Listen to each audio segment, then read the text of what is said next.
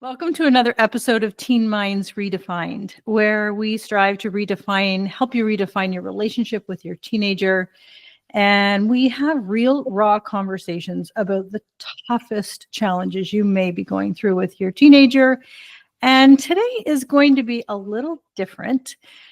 I have experts on here all the time, and we talk about strategies to help with your teenager, to support and resources. But today we're talking about you. It's all about you today. So we have Nigel Smart, and I will introduce him and then we will go from there. A serial entrepreneur and scientist with over 30 years of success in biotech and pharmaceuticals, now focuses on coaching men through divorce. As a best-selling author, keynote speaker, and advocate for leadership, Nigel helps men overcome the emotional challenges of divorce and rebuild extraordinary lives through mindset transformation. His signature framework, Powerhouse Performance, empowers clients to recover, thrive, and achieve personal and professional excellence. Nigel's recent books, Bouncing Back from Divorce with Vitality and Purpose, and The Unexpected Leader, offer strategies for dads and those navigating life's toughest transitions. Welcome, Nigel Smart. Hey Cheryl, how you doing? That was great. a really nice intro. I'm flattered. Thank you. Oh, well, this is so exciting, and the reason this is a little different today is instead of, like I said, focusing on your kids today, when we go through the toughest issues, and today being divorce, we know this has to start with you. You as parents really need the support, really need the resources, really know that there are people behind you who are there to help and support you. And we don't come at this, from reading a newspaper article. Nigel and I have a little experience when it comes to divorce. I'm divorced twice. And Nigel, how many times are you divorced? Me too. There you go. So we found something in common here. And we really thought when we started talking that there is very, very different perspectives. And so we're going to call this He Said, She Said, so we can share our own stories and share what we think the very first priority to support you in divorce, whether you're uncoupling, navigating it, thinking about it, in the middle of it. If you have had a really tough time with it and you need to backpedal and you need some support, we're here. And so, like I said, we're calling this He Said, She Said, and we will start with, this is like chapter 1 of the divorce story. And if you stick around at the end of this episode, we do have a surprise event to share with you. So, Nigel, you know what? Let's dive in, because we have so many things that we could, I think, talk for 6 months straight on this. And we really want to narrow it down, because we have thought about the most important thing to start with when you are uncoupling, divorcing, separating. And what do you think that is, Nigel? Without a shadow of a doubt, Cheryl, it's self-awareness and self-care. Mm-hmm. It's something that I can say most guys, talking from a man's perspective, we don't do very well at all. In fact, we're really hopeless at it. We either go off at the deep end, or, the usual stories that I hear is, they have revenge sex and goodness knows what else, which is ridiculous. We're not very mature about it. We overreact, where our self-esteem is really dented. And we don't really take good care of ourselves. We either indulge in a lot of disempowering things, alcohol, drugs, what have you. Mm-hmm. This is what I find with men. We're very angry. We think that we've been wronged in some ways. We don't take full responsibility for what's gone on. We don't take an accounting of what's gone on. And I really think that that's where it starts. That's the start of the self-care. You have to actually evaluate, where am I right now, and how did I get here? And I think once you start to do that, then that provides a really nice foundation for you to be able to say, okay, let's build forward. That's our old story. and how we're going to move things forward. Yeah. So what about you? Yeah, I find, in my situation, and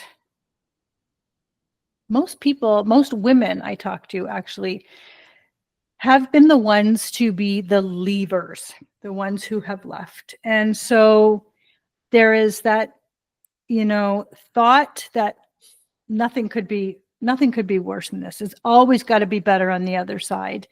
And, sometimes we jump into some decisions. We jump into, really not having a lot of thought about how we actually separate, how we actually uncouple, and what that really looks like.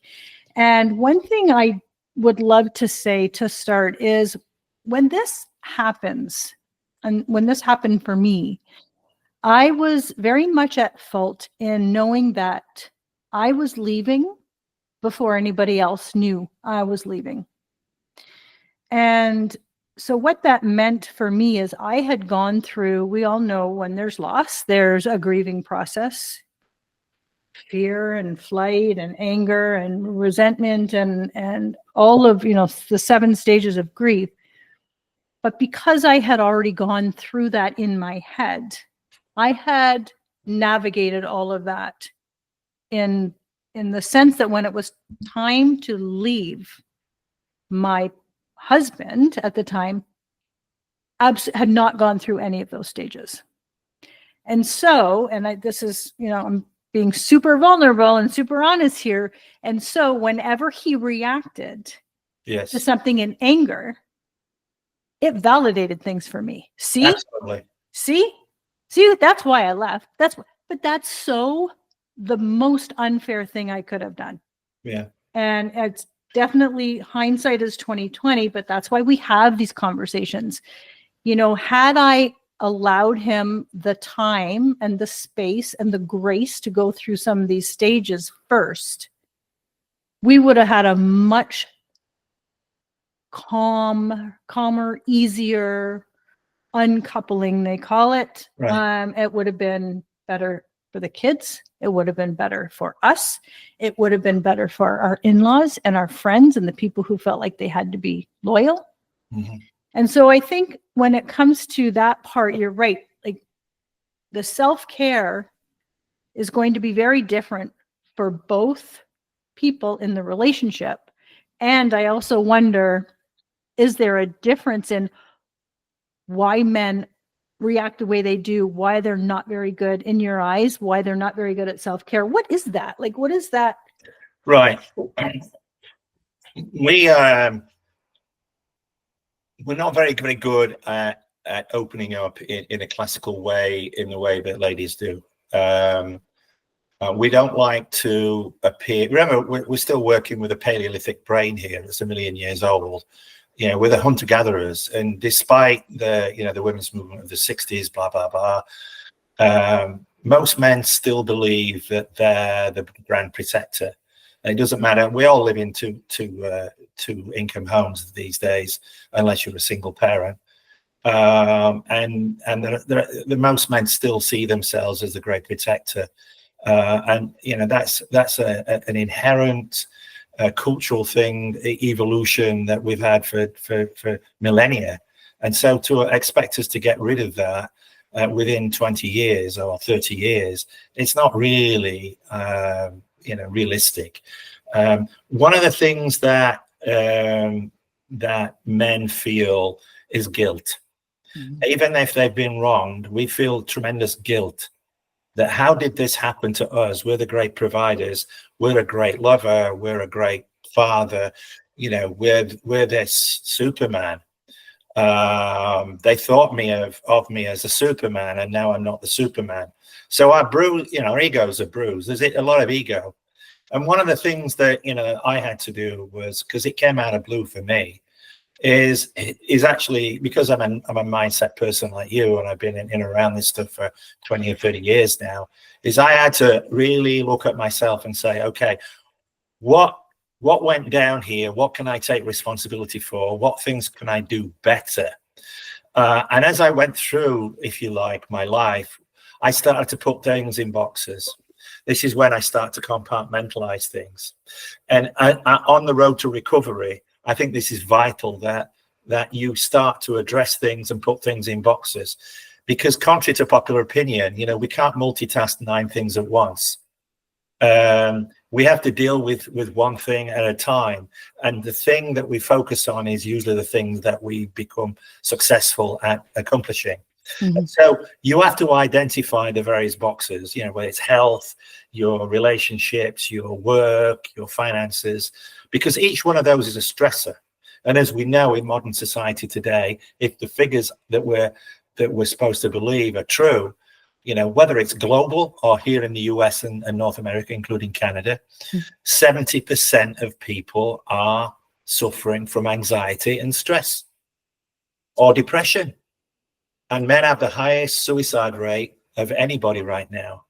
I think it's like 3 to 1 over women, and veterans that have been in the Gulf War, even more so. Yeah. So we have to get over dealing with what can I take responsibility for? Because if I'm going to throw it all back at the other person, what's going to happen here is we're going to end up commingling our stories. I have a story, and you as a woman has a story. Yeah. And then what happens is that we end up justifying our actions because we commingled our individual narratives, and you end up taking the story that you've thrown at me, and I can join that into my story, and now I end up using that to justify my reactions to you, and it is reactions. Mm-hmm. And that's one of the things that we've got to get our heads around. We need to understand that we do have control over our minds, and if we do that on a conscious level rather than a subconscious level, then we can respond rather than react to these very, very heated situations. And what I try to teach guys, I teach women too, but I get a lot of guys, obviously, and that's the topic today, he said, she said. I would tell guys, what did you hear? What did she say? What that triggered you? Because we're all responding, we're all jumping up and down in the air because we've been triggered, which is creating a feeling, an emotion, which is creating an action. And our actions are reactive rather than responsive. And so I say to people, we've talked about this before, I call it language augmentation. What do I mean by that? What I mean by that is you say something to me and I hear it, but did I really hear it? And what I teach guys is take a deep breath, do the 5, 4, 3, 2, 1 sort of tool, use that, or 1 to 10, breathe and step back and ask yourself the question, what did she really say to me? Is there another reason? Is there another explanation for what I think I just heard? And if you do that 2 or 3 times, what I found is that the energy level comes down and you get a more reasonable interpretation of what you think or what you may have heard. And it's often quite different. It's often quite different. Yeah. Guys, I can't speak for I can't get inside a woman's head to that extent. You can catch the ball here and tell me whether or not I'm right. Guys have a big problem even when they see the writing on the wall of saying, oh my God, it was me. Oh my God, it was me. And those famous words, I'm sorry, I didn't realize, don't come out of the mouth. And that's one of the things that we've got to try and, I don't say train people to say, but we need to enlighten people such that they can, without feeling a loss of their self-esteem, actually share that with the other person. And then we can move on to create our new story. Yeah. And I think one thing about taking, I call it radical responsibility for how things went down, is you now have control. Right. If you have taken full responsibility for whatever went down in whatever way, shape, or form, it doesn't matter. Even if you had zero control over what's happening, if you still take full radical responsibility, the control is back in your hands. Right. And now you feel safe. When you're out of control, you feel very unsafe. And I think even taking a deep breath, when I talk to women about, pause, take the pause, just take the pause, notice what it is that you're actually hearing or thinking or feeling. And if you're feeling some resistance, you know what? There's nothing wrong with saying, I just need to take 5. Time out. Yeah, time out. Just 5 minutes. Because once I stop and I notice it and I pause and I feel it, then I can choose what I'm going to say. I can respond as opposed to react to what I'm going to say. And I mean, that's in any relationship. But I think when you are head to head and really feeling, I know you said men can, and I've noticed the same thing, can compartmentalize. And I would even say this in any way, shape, or form in any relationship I've been in, because I can have a complete disagreement with my partner and they can just go golfing or go out with their friends or continue on with their work. And I'm in here steaming, smoke coming out of my ears. I can't focus on anything. Everything I do is going to be about that argument. Right. So I actually love the skill. I wish I had the skill. But that's something that's something for both groups to actually, we talked about self-care on the opening. Self-care is, you've got to rest the mind. One of the things that is coming out of, cognitive neuroscience research now is that we actually do need to rest our minds, because if we don't, then that creates more anxiety. So what I say to guys, or what I say to women too, is look, you need time away to do stuff that helps you to switch off, relax, whatever. It can be walk the dog. It can be go for a round of golf. In my case, I get in one of my old cars and I'll go for a drive for 40 minutes. I'll do a sunset drive and I'll come back and I'm a different guy. I've got a smile on my face. I feel better. Now, can I deal with my issues in a better way then? Of course I can. And we're beginning to understand now there are neurological reasons for this. It's because the angry thoughts consume 5 times more energy than good thoughts. And when we have angry thoughts and we don't deal with them, it's actually damaging our brains. We actually know that now. There's some wonderful work coming out of South Africa, Dr. Carolyn Leaf, who says that, in creating new habits for ourselves, it takes about 63 days, and there are 5 stages that you have to go through. What I found interesting about that is, for years I've been telling guys, NASA did some experiments years ago that said it took 33 days to get a habit, where they put the glasses on in the astronauts and they rewired their brains. That has gone to a different level now. And what Dr. Leaf is saying is that it takes around 60 some days to create new habits. And when we create new habits, it's because we're creating new physical structures in our brains.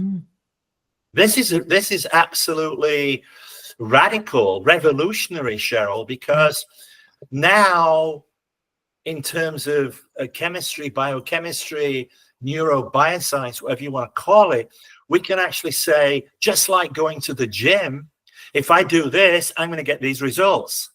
So if I think this, what is it doing to my chemistry, which is causing me to need antidepressants? Is that whole loop now going to be smashed? Can we smash the antidepressants loop? Because we can actually do this for ourselves, but it requires us to be consciously aware rather than subconsciously aware. Most of the time, as you know, we're doing subconscious things. We're just on autopilot. And that's part of the problem. when we're working in a non-conscious way or a subconscious way, we're not actually in tune with the things that we're doing and saying. Mm-hmm. And it, when you're talking about, we were talking about pausing and responding and reacting when you are triggered. I mean, I'm sure most people have heard fight or flight, fight or fight, fight or flight. And that's your frontal cortex responding in that fight or flight. That is your trigger. So if you feel like, if you can start to recognize, oh, I'm feeling a little tight in my chest with this conversation, or my throat feels tight, or I'm sweating, or my hands are sweating, or like, those are all, when you become aware of what your body is telling you. And when you can become aware of what your body is telling you, you can train your body to say, okay, right. It is a 3-second breath can change a conversation. This is not fluff. This is literally a 3-second breath can change your conversation. And listen, in chapters 2, 3, and 4, when we get into this, we're going to be talking about all the people who are involved in this, not just the couple. We're going to be talking about the in-laws, the outlaws, the children, the friends, and these conversations, these strategies to just take a breath is going to affect all of those relationships, not just the immediate ones. So when we talk about self-care for men, I think sometimes men are like, I'm not going to sit cross-legged and put my fingers up like this and have the music in my ears and sound bath. I'm not doing that. I can't do it. But what does it actually mean? Like, what can a guy is saying to you, Nigel, my wife just left me, like literally just left me yesterday, walked out the door, took everything, and he's stuck. He's frozen. He doesn't know what to do. What would you say to him? Here's a list of 2 or 3 things you can try now, you can do now. What do we say? Well, I kind of touched on this a little bit already. I mean, one of the things that's very, very important is that you manage to disrupt the pattern that you're in. And the pattern that you're in is, as you say, grief or, anxiety that's been brought on by what's happened. You've been triggered. And so you've got to do things that will calm you down. I'm a really big believer in using affirmations to do that, and to construct self-directed affirmations. What do I mean by that? I mean things that will empower you. I have one that I've shared with my group on winning. I'm a winner, winner, winner. I'm a winner in my life. I'm a winner in my job. I'm a winner in my finances. I'm a winner, winner, winner. You get on a elliptical or orbital bike, something in the gym, and start chanting that.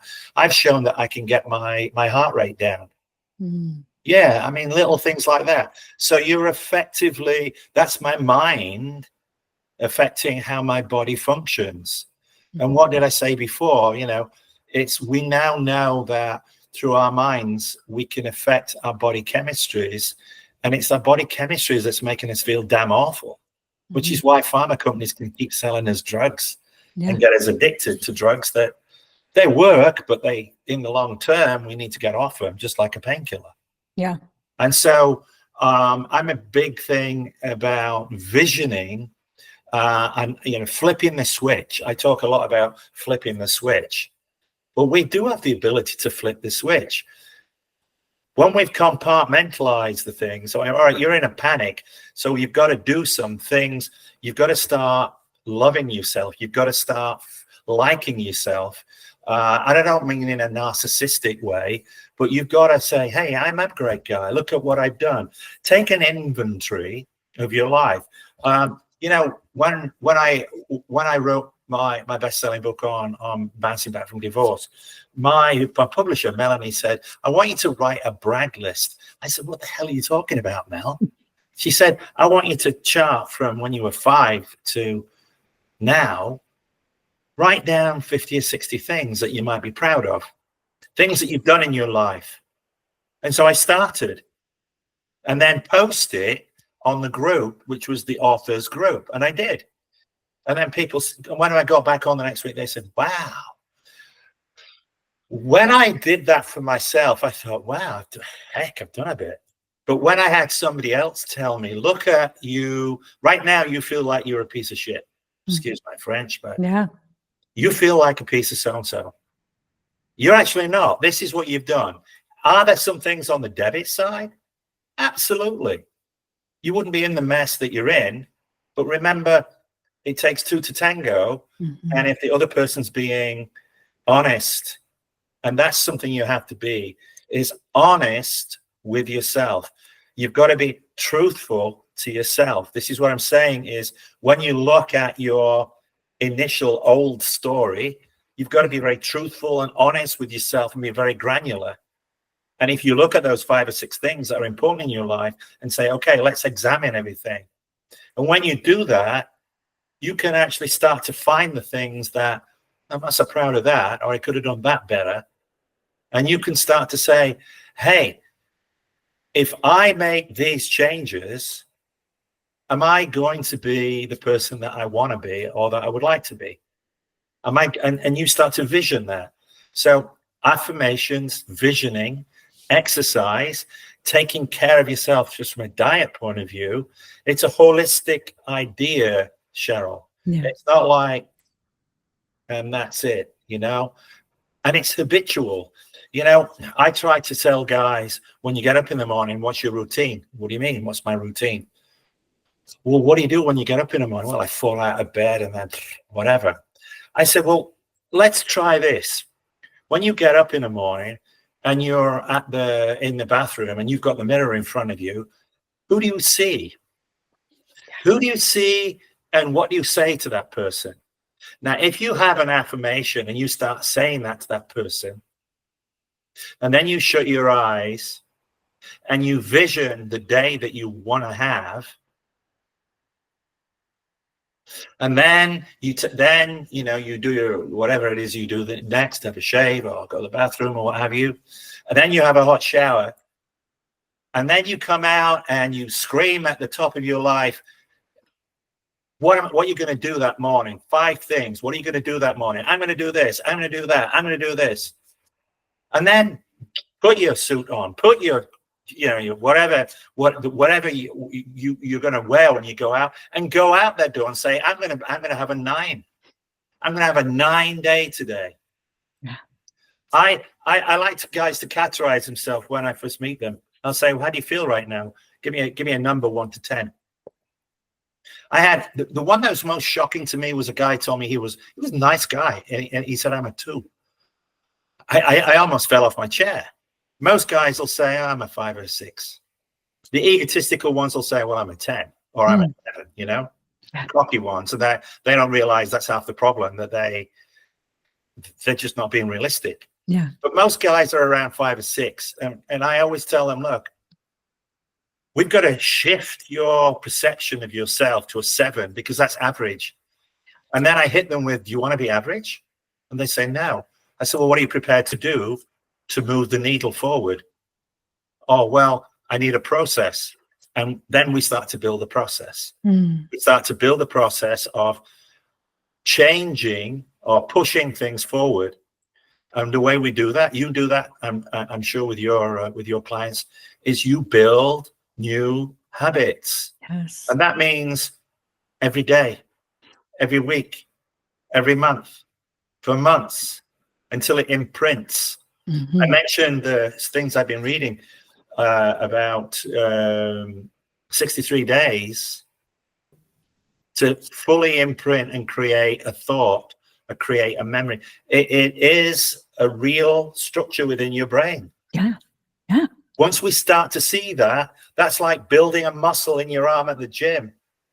Now we can say, hey, yeah, if I do this just the same as I'm doing it in the gym, then I am going to shift who I am. And as I'm sure we're going to talk about creating a new playbook, as I call it, which is your life plan going forward. But how does that square with where your experiences are? I completely agree with you. And I think too, when it comes to creating new habits, you have to, like you said, you have to re-fall in love, or maybe for the first time, you have to fall in love with yourself. Right. You have to become your own best friend.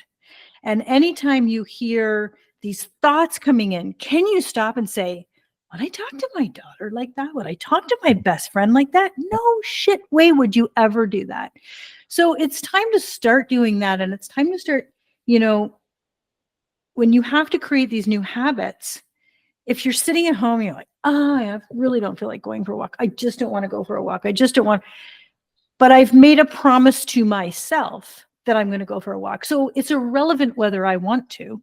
It's irrelevant. I said I would. I made a promise to myself and I'm going. And so when you go, even if you're walking, going, I hate walking, I don't want to be here, but you did, that changes your brain too, because your brain doesn't go back to sitting on the couch. Your brain goes back to, oh, look what I did. I promised myself I would do it and I did it. And now my brain has one new little wire there. And then when you do it again on Tuesday and you do it again on Wednesday, it's unbelievable. And it doesn't have to be an hour. It can be 5 minutes. But if you promised yourself that you would do this for yourself, you have to keep those promises to you. But it's the repetition, as you know, that's important.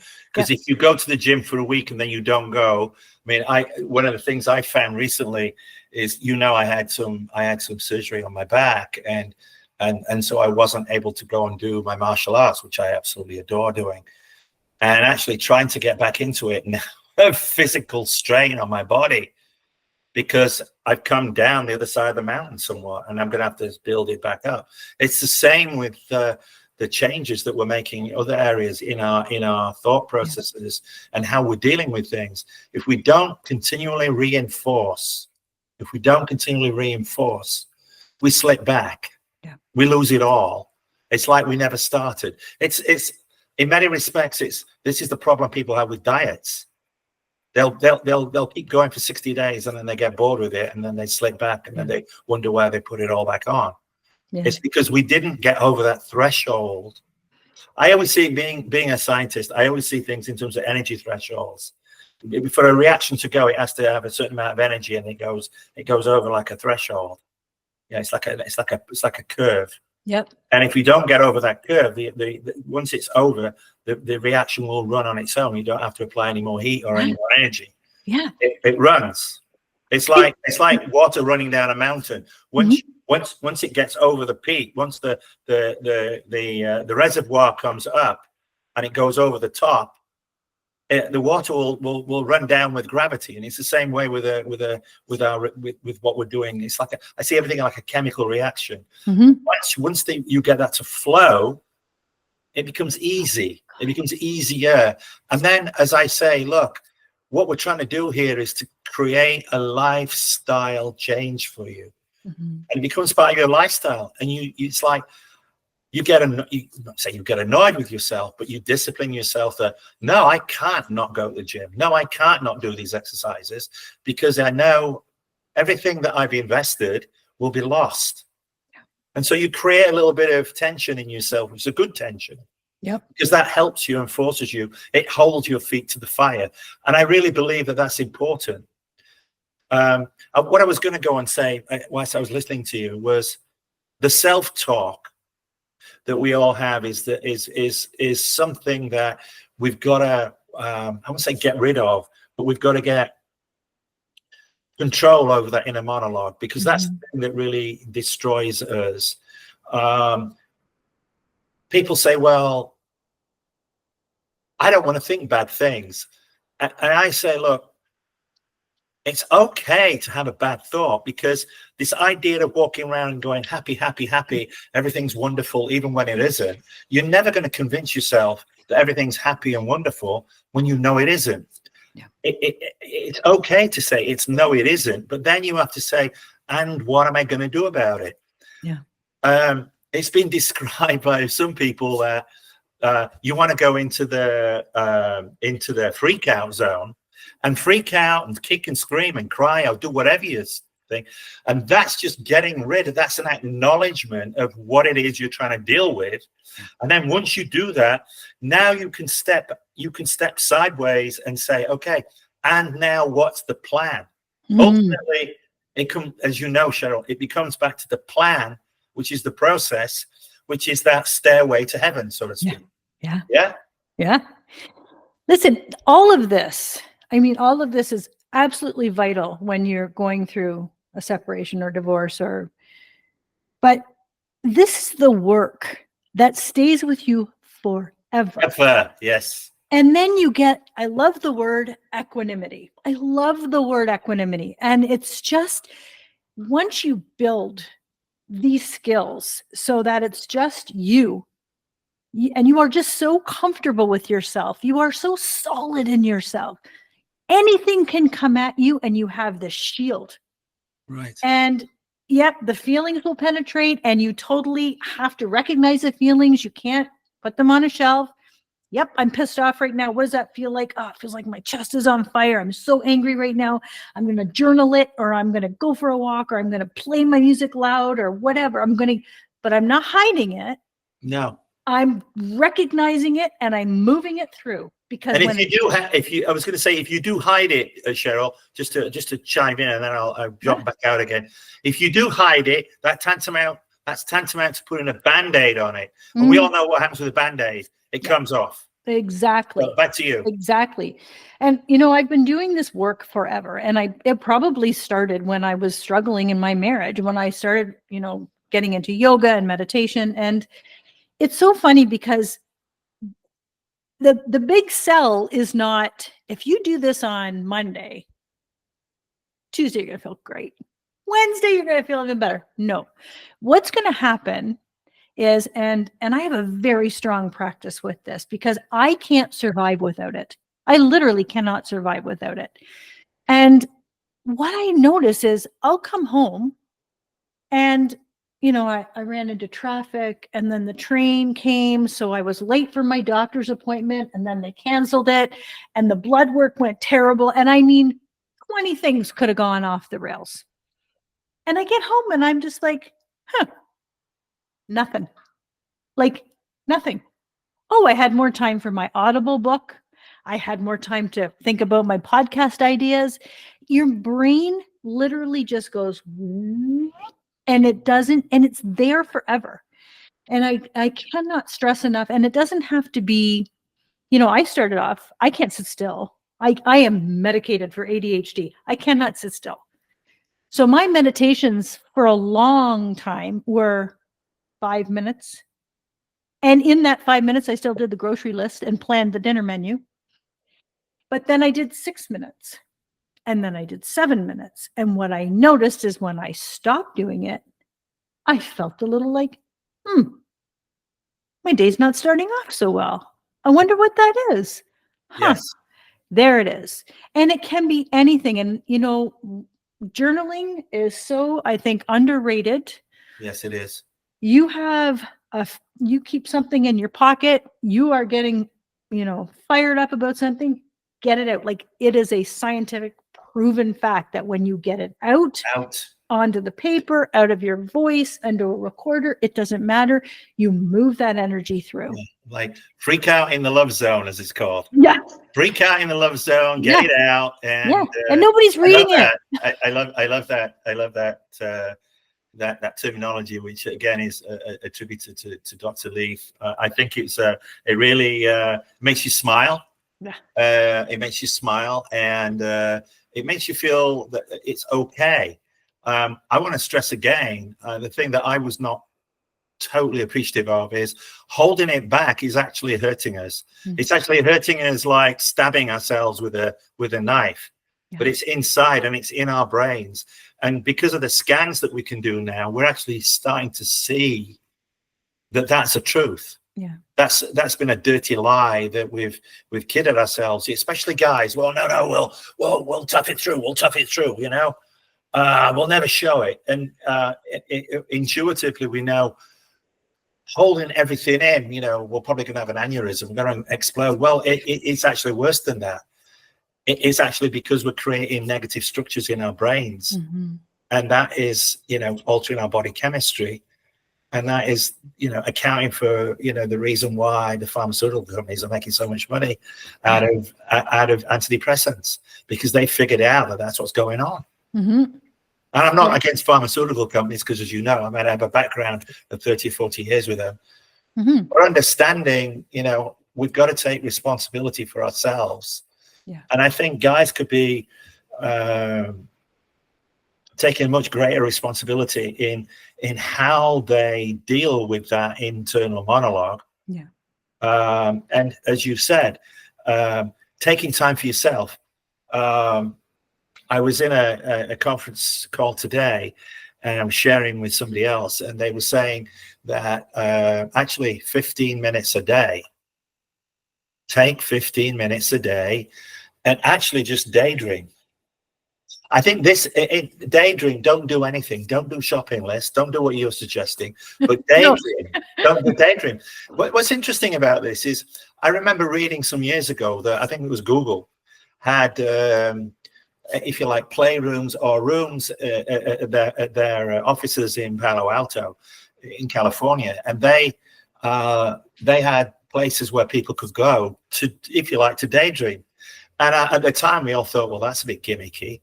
But maybe actually it wasn't, to some extent. Anyway, I mean, there's obviously abuse that can go on there, but like anything else. Well, the strategy to making your lists is guided meditation. That was my strategy for a long time, because I just kept making lists and to-dos. But yeah, it's and the reason we're spending an entire episode, like I've done 4 or 5 episodes on divorce and co-parenting. And in that hour, and they've been fantastic, but in that hour, it's like, okay, this, and this.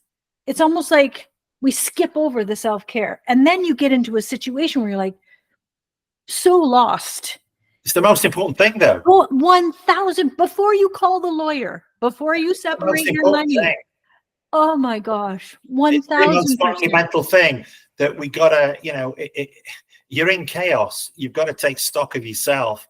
Otherwise, you're just shooting blanks off into the air. It's like anything else. Do you actually want to tune the sights of the rifle? Do you actually want to be able to focus on the target that you're aiming for? I know that's very, very, very sort of graphical, or very, very, very sort of clinical, but I don't think there's anything wrong with that. If that helps you to shift yourself from this broken emotional mess, which is what, I mean, we're different genders, different sexes, different men and women, but we know what feeling a mess feels like. When it hits you and you have no control, and then it's a case of grasping control. It's like you're being tossed around in a boat on the sea. Do you leave the sails up? No, you take the sails down. You try and stabilize the boat. Anything like that allows you to stabilize yourself, because you cannot have rational thought when you're a mess. And so that's the most important thing. And you have to be aware. That awareness creates the opportunity for your self-care strategy, your self-care roadmap.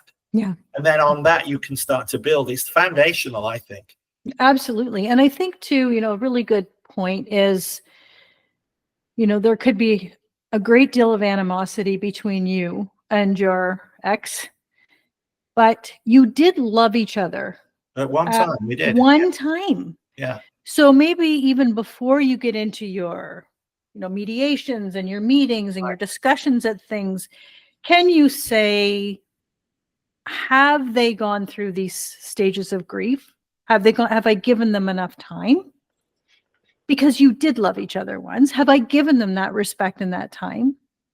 And can you even visualize, 2, 3 things that you actually did love about them before you have these conversations? And it might be really tough. And I'm not talking about, addiction issues or abuse issues. That's off the table for me. That's a disclaimer. This is like your regular run of the mill.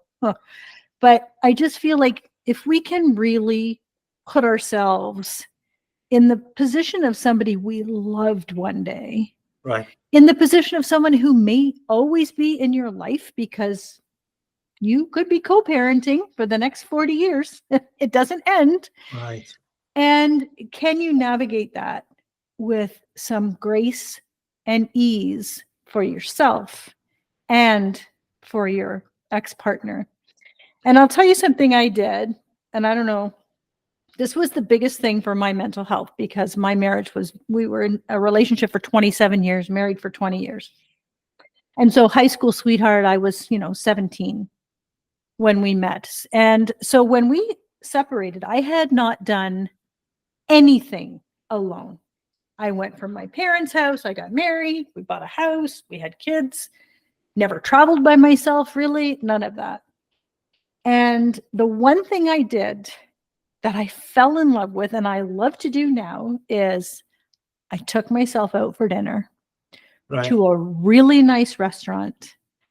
And, it is, how many people will say to you, I'll never go to a restaurant by myself. Are you kidding? There's no way. Listen, there is a strength and a power to getting there. You take the corner table, put your phone away. You want to take a book for a few minutes to ease in, that's fine, but it goes back in your bag. And people watch, you take in the energy, and it takes so much courage. But you are on a date with yourself because you are starting to fall in love with yourself. And that's an easy thing to do. And what does it do for you? It gives you a dopamine hit. Oh, God. It makes you feel good. And if you think about that, what else can you do to give you little dopamine hits? Yeah. What are the low-hanging fruit things that you can do for yourself that are easy? That we're not talking about massive wins like, closing a deal or, winning something or, some great achievement. We're talking about what silly little things can you do that, well, you've got up in the morning and you've made your bed. Mm-hmm. Got up in the morning and you've made your bed and you've gone out and you've worked out and you feel fantastic now because you've pumped yourself up and you've done your meditations, you've done your affirmations, and you've visioned the day, and it's going to be a 9.5, and you're going to go out and everybody tells you now you look fantastic. I mean, how hard is that to do? I used to have a saying, when you feel good, you work good. And, when you look good, you feel good. When you feel good, you work good.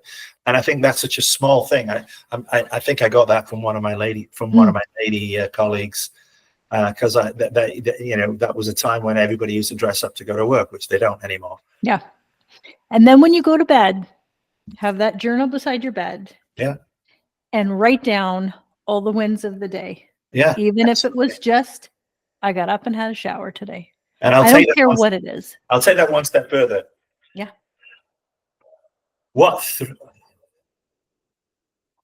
three things are you grateful for? What three things are you grateful for? Well, I was once at a seminar with a very famous coach that we both know. And he said, we set ourselves up for failure each day because the expectations that we have for the day are so huge. Most mortal people cannot ever attain them. And he said, he interviewed a down and out guy one day, and he said to him, what makes you feel good? He says, I wake up, I'm above ground. Mm. And the moral of the story there is pretty obvious. He said, if you can feel great about the fact that you're alive and above ground, you're not in a box under the soil. Mm-hmm. That's a great day. Yeah. And how many people in our society have taken health for granted?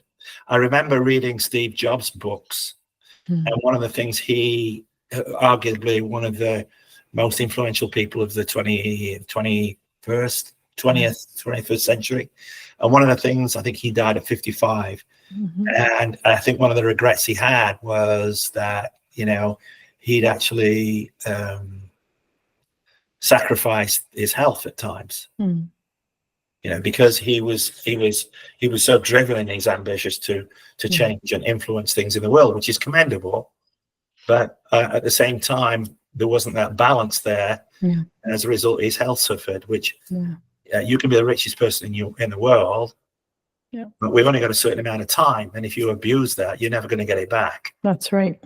And I think that's something that we need to remember. I tell my guys this when, I say, look, do you want to hang on to this negativity, or do we want to toss it out, write a new playbook, devise this new yellow brick road? What does your Emerald City look like? Yeah. And who are we going to take us on the journey? Are you going to take the straw man, the tin man, and the lion?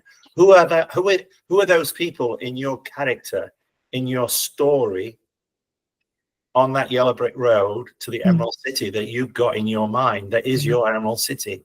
I think it's powerful to do that. It's creating that sense of, there is a destiny that I'm going to chart. Now, does it mean that it's going to be a straight arrow? No.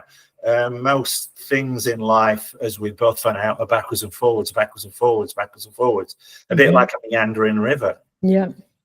3 steps forward, 2 steps back, 4 steps back, 2 steps forward.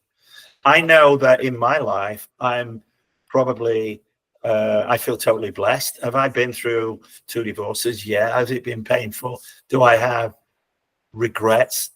Somewhat. Disappointments? Yes. If I had time again, would I do things slightly differently? I think most people would say, I'd do certain things differently. People that say they wouldn't do anything differently. But do I still have respect for myself and my opinions and the things that I've done in my life? And the answer to that is an unequivocal yes. And the reason why is I wouldn't be where I am now with the person that I'm madly in love with, who is the most fantastic woman in my life. I probably will only ever be that person now going forward. So I wouldn't have that life if I hadn't experienced what I had been through that's led me to this point. And so what we're trying to do here, Cheryl, I think, is in both men and women that are listening to your podcast, is to create that sense of hope, is to create that sense of, yes, there is a destiny, and your tomorrow isn't about what you were yesterday, but certainly your tomorrow should build on the experiences of yesteryear with a great blueprint going forward. And everything that we offer and will continue to offer has nothing to do with external resources. You don't have to depend on anything external to be winning and powerful and in love with yourself and moving forward. You will not recognize yourself in 6 months when you do the right thing. And this is where it starts, like building the house. This is your foundation. And like I said, we speak from complete experience. And I'm so glad I went through these journeys because, like you, I wouldn't be able to help people now. So all of this happened because I needed to be here in this moment right now, helping, talking to you, having these conversations. And this has just been amazing. It's a ride of a lifetime, and it's like a rocket to the stars. It's going to be about what you want it to be. What are you going to make it to be? And then saying, okay, what do I need to actually get me to that next stepping stone, that next milestone that's going to move me nearer whatever that objective is. The one thing I've learned about life is, and certainly this is true in my life, is, the things are always, the ultimate objective, as it should be, I think, is always over the horizon. You're not meant to meet your ultimate goal. Otherwise, you're not stretching. And what we're talking about here is about us growing as people. And when you're going through this, or when you've gone through it, one of the things that you should be committing yourself to is making yourself that better person, that should be a driver for you. That should be a source of energy. You know, that should be a source of your nuclear fuel, so to speak, that propels you forward. Yeah. It's that something that says, yeah, you know, what am I going to do today? How am I going to change things? You know, what am I going to experience today? That should be exciting.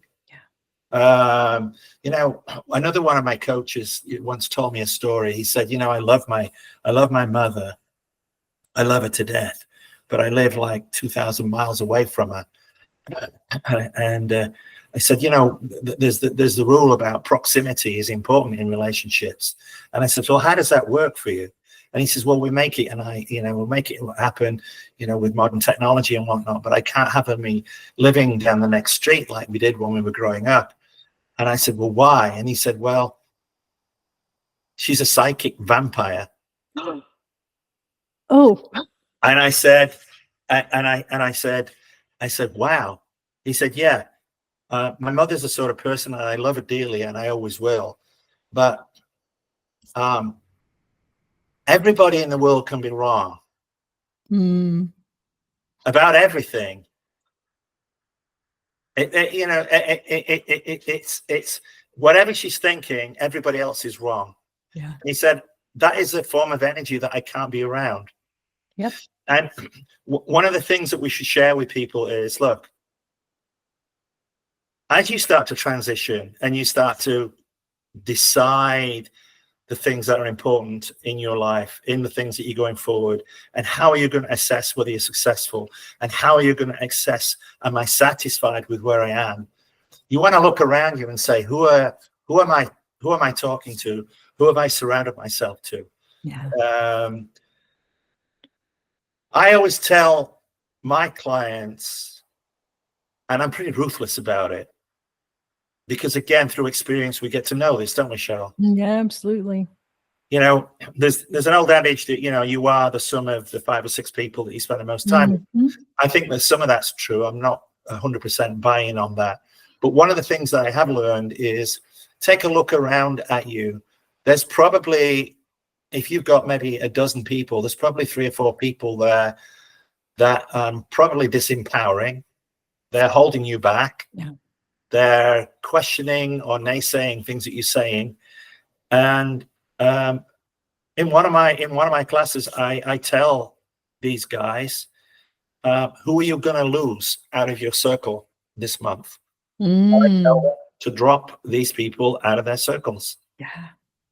Who are you going to say no to?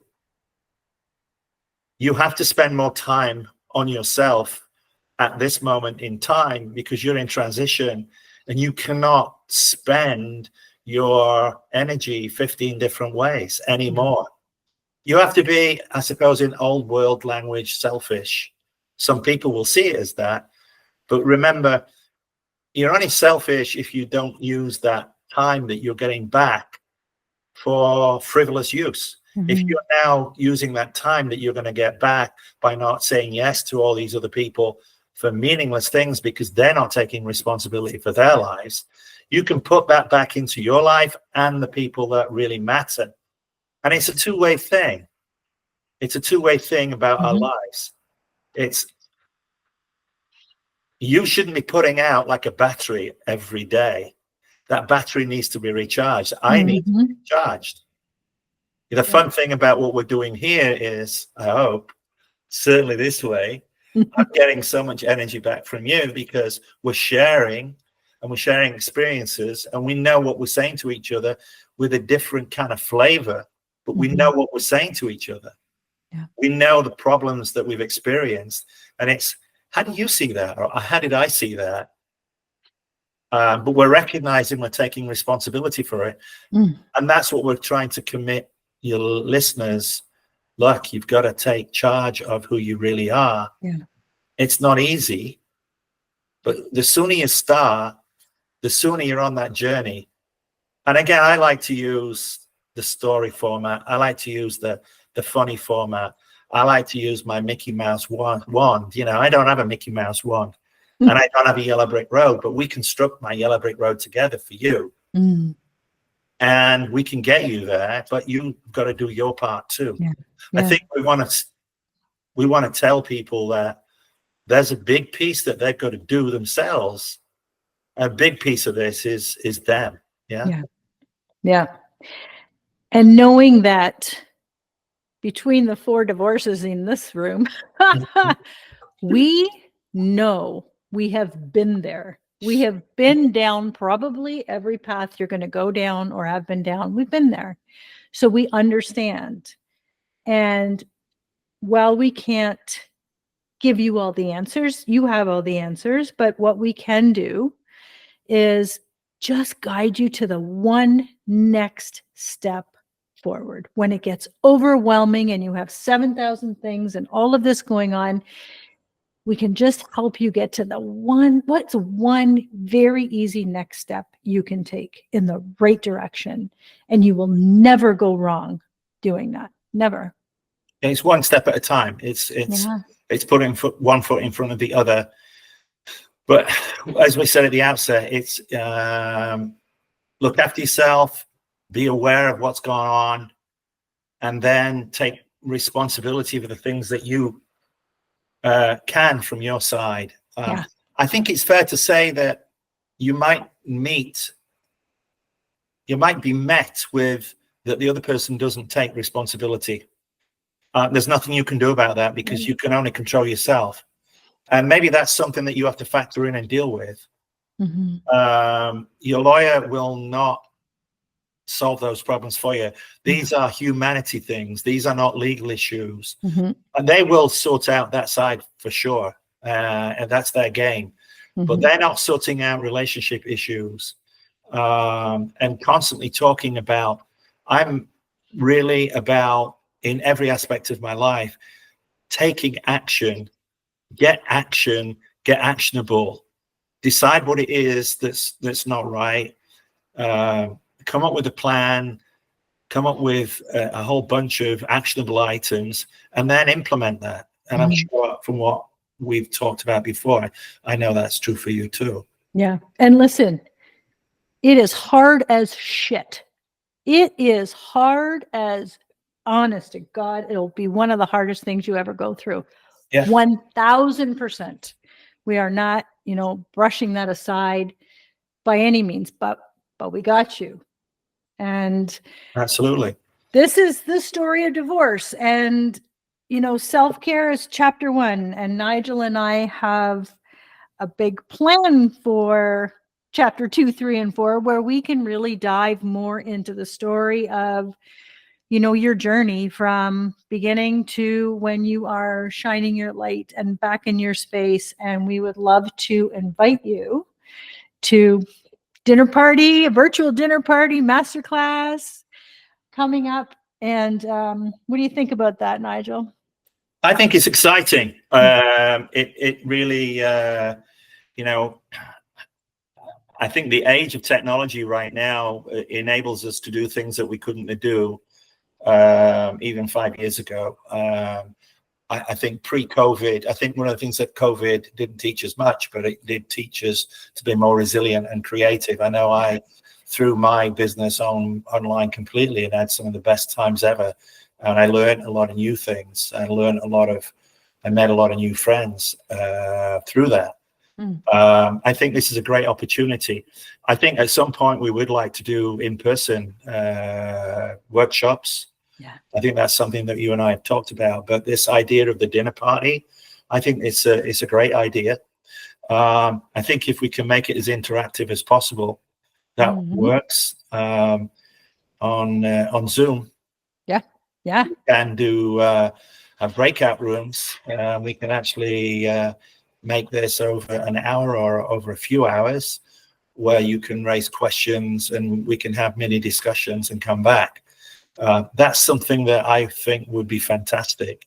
Yeah. And we will layer in different topics. We'll talk about co-parenting and the kids and alienation and mediation, the in-laws, the outlaws, your loyalties and your friendships moving forward. There's a lot of layers to this. There's a lot of, as I said, chapters to the divorce story. And we just want to really lay down the foundation that this is chapter 1. You look after you first. And, feel free to message us, DM, get onto some of the comments when you see when you hear the podcast. Ask your questions.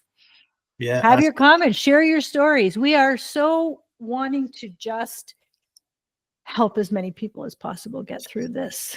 There are so many people that are suffering at the moment. There are so many people that are experiencing extreme anxiety. One of the things I'll throw in as a kind of a closing thing is we've got technology that we're starting to embrace right now, AI. Yeah. It is going to impact our lives in ways that we cannot fully appreciate yet. We've got this Paleolithic brain that's a couple of million years old that can process things, and it's been fantastic. For the last 100 years, it's coped very, very well with massive changes in the technology. Think about the things that have happened in the last century. Yeah. But if you listen to the real experts, they say we're going to see more technological change in the next 10 years than we've seen in 100 years. The pace of evolution is extremely rapid. It's exponential. One of the things that's going to get more and more difficult for us to deal with is our relationships, and obviously dealing with our families, dealing with divorces, dealing with preventing divorces, hopefully, is going to be something that we're going to have to tackle arguably in different ways than we're having to deal with them at the moment. Yeah. And so